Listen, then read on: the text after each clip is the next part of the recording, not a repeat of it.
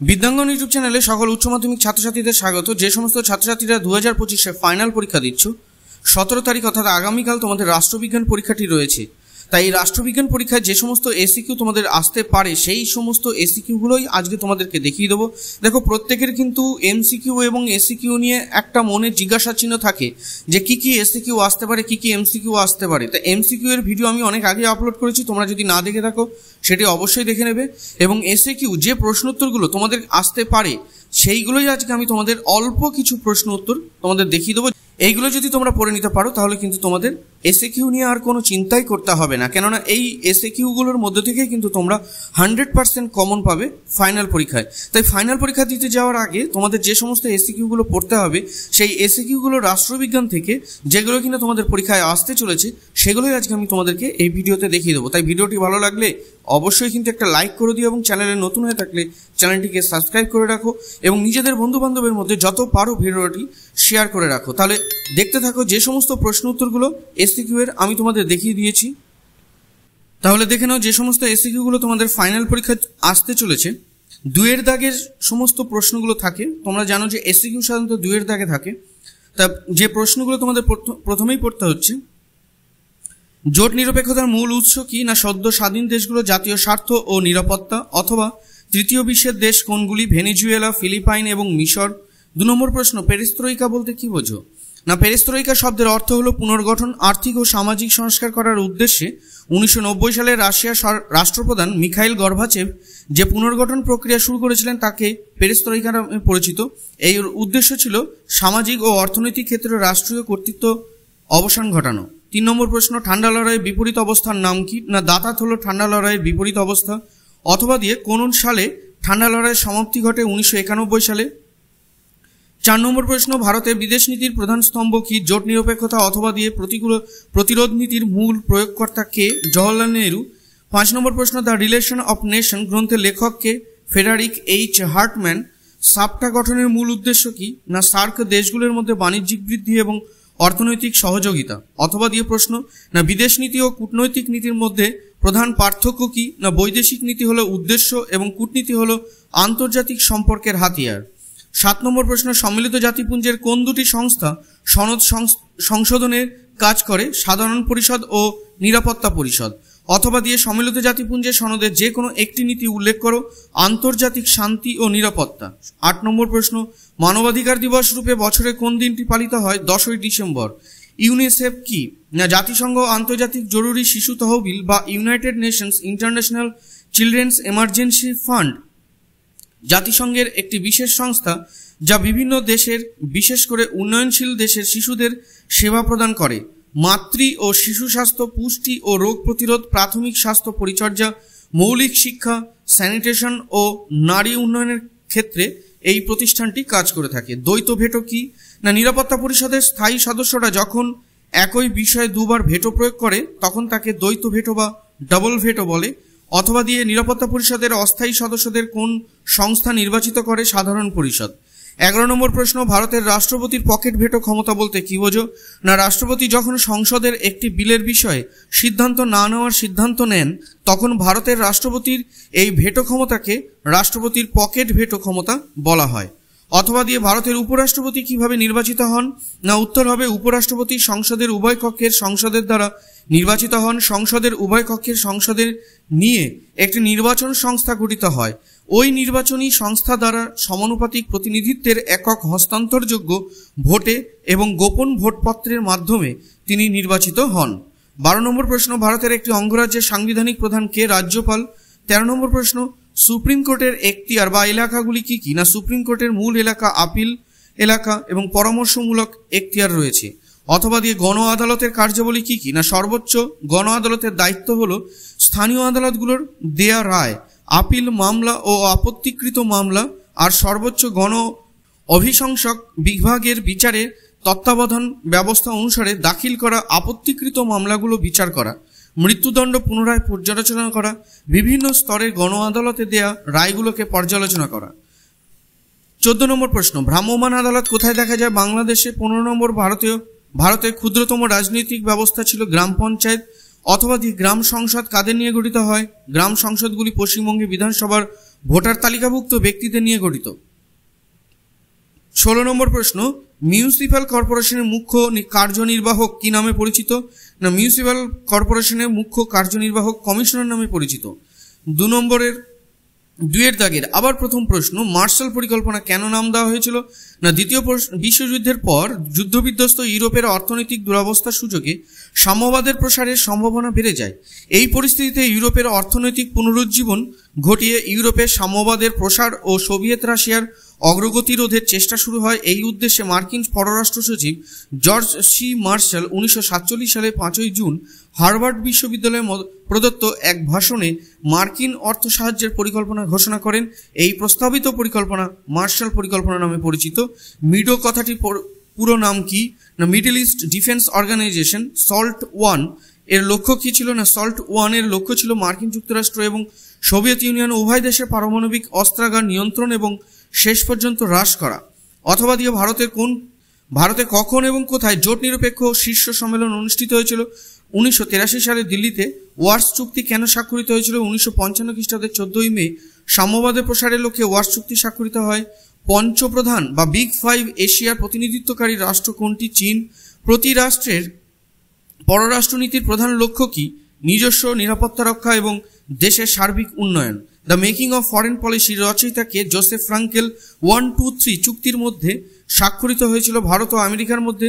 সর্বশেষ কোন ঘটনার মধ্য দিয়ে জাতিপুঞ্জ তৈরি হয়েছিল? দ্বিতীয় বিশ্বযুদ্ধ। অথবা দিয়ে সাধারণ সভার বর্তমান সদস্য সংখ্যা কত? 192। কি উদ্দেশ্যে অর্থনৈতিক ও সামাজিক পরিষদ গঠিত হয়েছিল? মানবিক অধিকার ও মৌলিক স্বাধীনতার প্রতি মর্যাদা জ্ঞাপন ওইগুলোকে বাস্তবে প্রয়োগ করার উদ্দেশ্যে অর্থনৈতিক ও সামাজিক পরিষদ গঠিত হয়েছিল। পরের প্রশ্ন, জাতিপুঞ্জের কোন বিভাগ বিশ্ব পার্লামেন্ট নামে পরিচিত? সাধারণ পরিষদ। পরের প্রশ্ন, জাতিপুঞ্জের মহাসচিব কিভাবে নির্বাচিত হন? না, জাতিসংঘ সচিবালয়ের প্রধান মহাসচিব জাতিসংঘের মহাসচিব নিরাপত্তা পরিষদের সুপারিশক্রমে সাধারণ পরিষদ 2/3 সদস্যের ভোটে নির্বাচিত হন।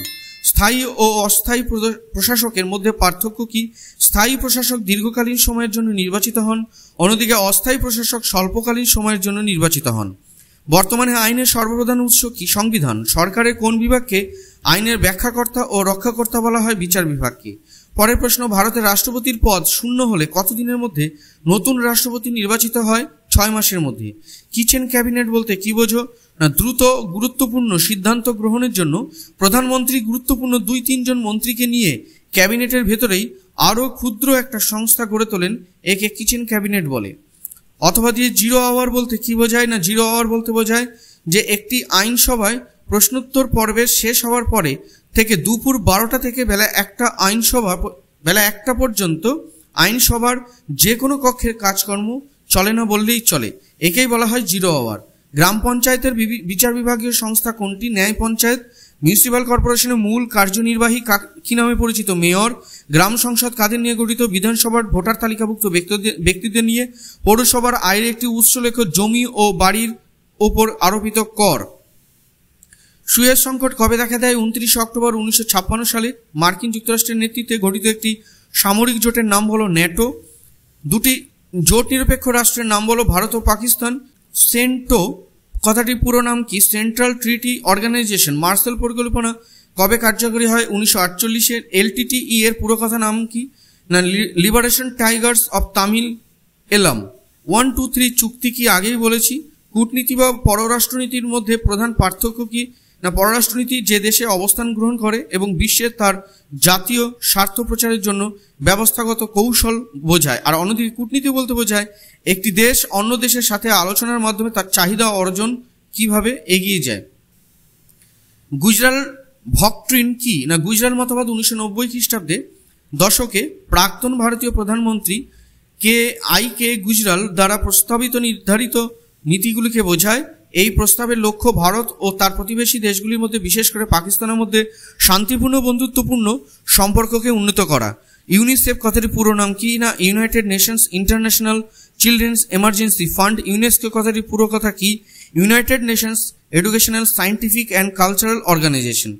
জাতিপুঞ্জের মহাসচিব কিভাবে নির্বাচিত হন? না, জাতিসংঘ সচিবালয়ের প্রধান মহাসচিব। জাতিসংঘের মহাসচিব নিরাপত্তা পরিষদের সুপারিশক্রমে সাধারণ পরিষদের 2/3 সদস্যের ভোটে নির্বাচিত হন।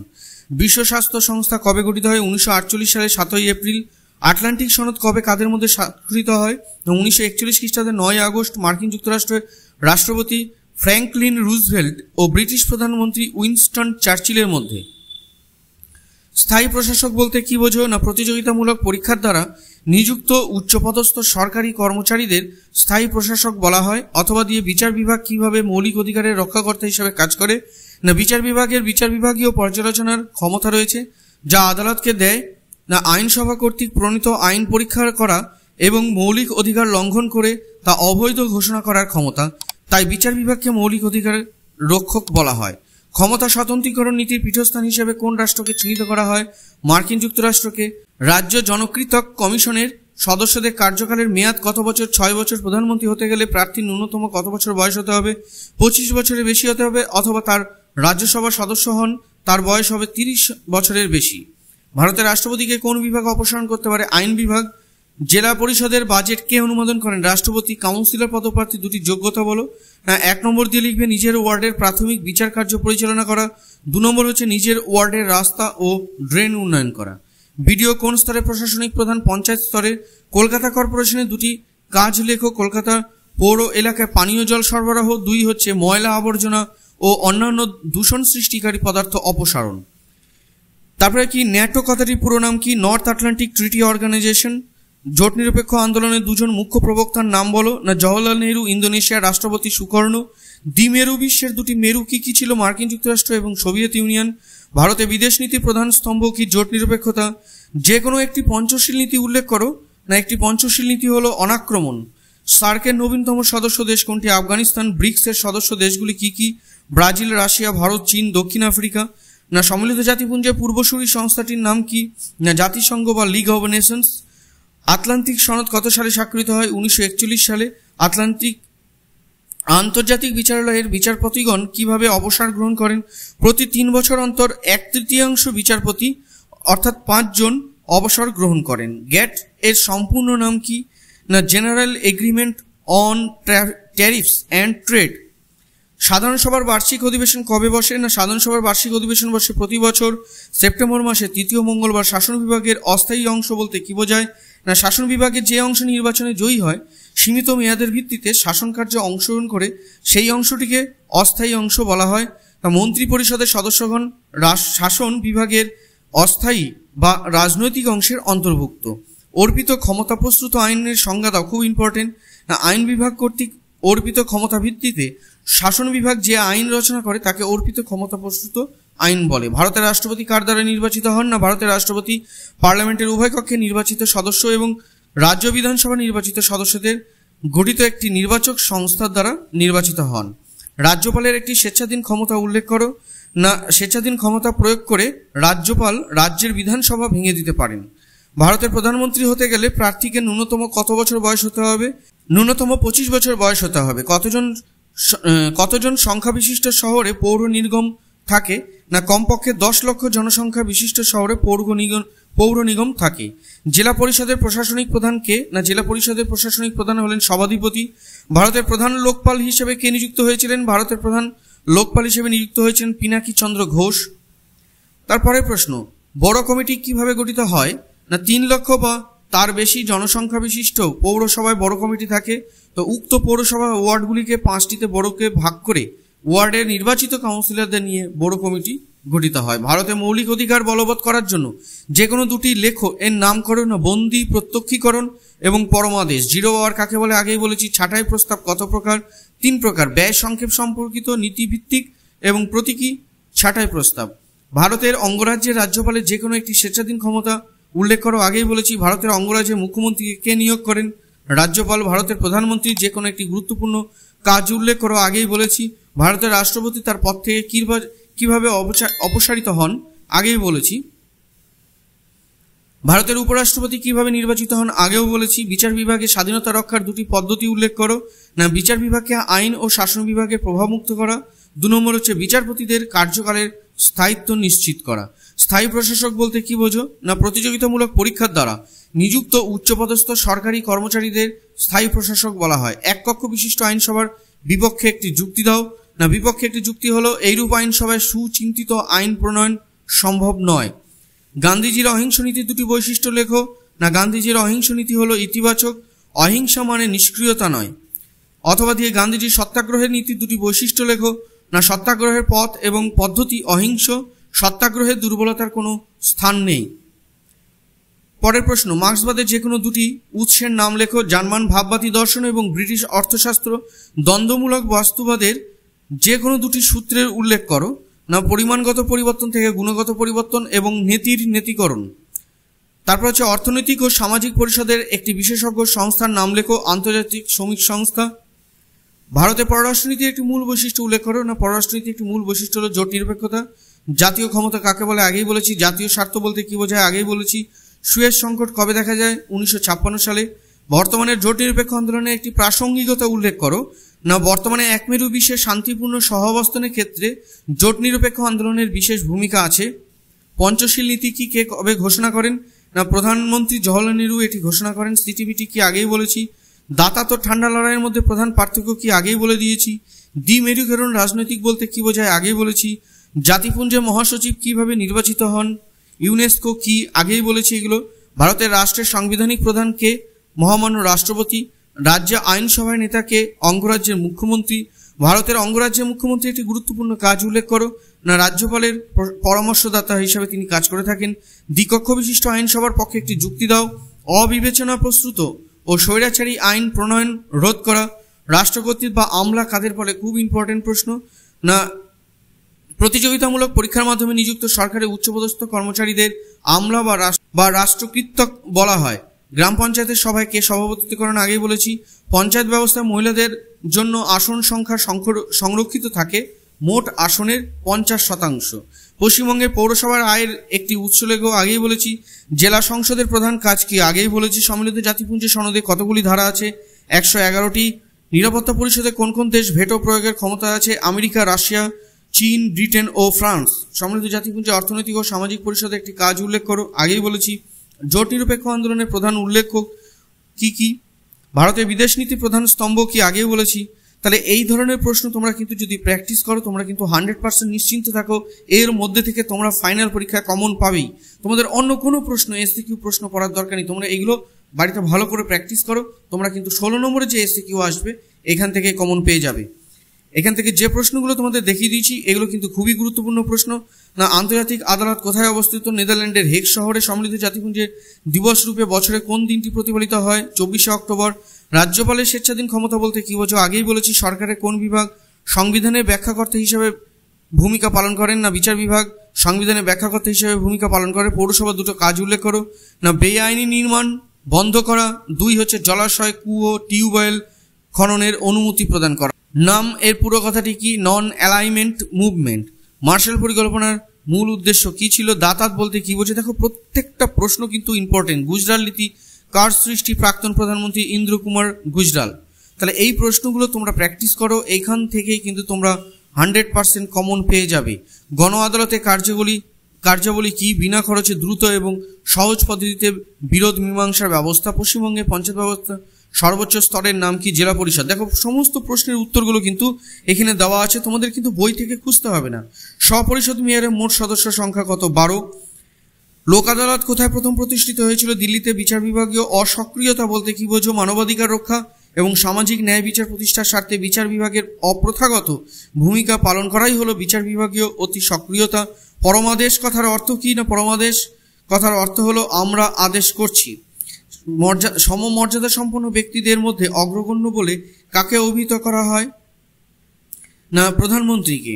না ভারতের প্রধানমন্ত্রীর যে কোনো দুটো ক্ষমতা উল্লেখ করো। না রাষ্ট্রপতিকে পরামর্শ দান এবং পররাষ্ট্রনীতি রচনা করা। এই সমস্ত প্রশ্নগুলো কিন্তু তোমাদের জন্য খুবই গুরুত্বপূর্ণ। এই প্রশ্নগুলো যদি তোমরা প্র্যাকটিস করে যাও তোমাদের কিন্তু 16র মধ্যে 16 কেউ আটকাতে পারবে না। রাষ্ট্রবিজ্ঞান সাবজেক্ট থেকে তোমরা কিন্তু 16র মধ্যে 16 অবশ্যই তুলে আনতে পারবে।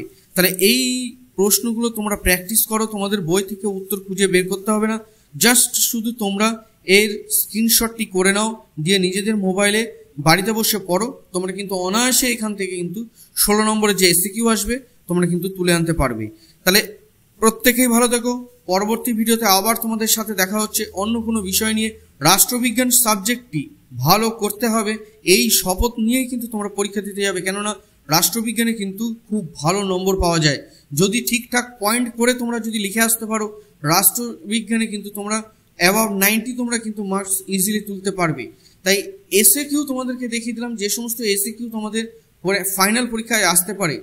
মান আর্টের যে সমস্ত প্রশ্ন তোমাদের ফাইনাল পরীক্ষায় আসতে পারে তারও একটি ভিডিও কিন্তু তোমাদের কাছে দেখিয়ে দিয়েছি। তোমরা যদি না দেখে থাকো তোমরা প্লে লিস্টে যাও, গিয়ে দেখে নাও যে মান আর্টের কোন কোন প্রশ্নগুলো তোমাদের পড়তে হবে। সেই প্রশ্নগুলো তোমরা রেডি করো, ফাইনাল পরীক্ষা কিন্তু সেখান থেকেই আসবে মান আর্টের প্রশ্ন। তোমরা পরীক্ষার পর আমাকে বলবে যে এই প্রশ্নগুলো তোমাদের এসেছিল কিনা। তা প্রত্যেকেই ভালো থেকো, পরবর্তী ভিডিওতে আবার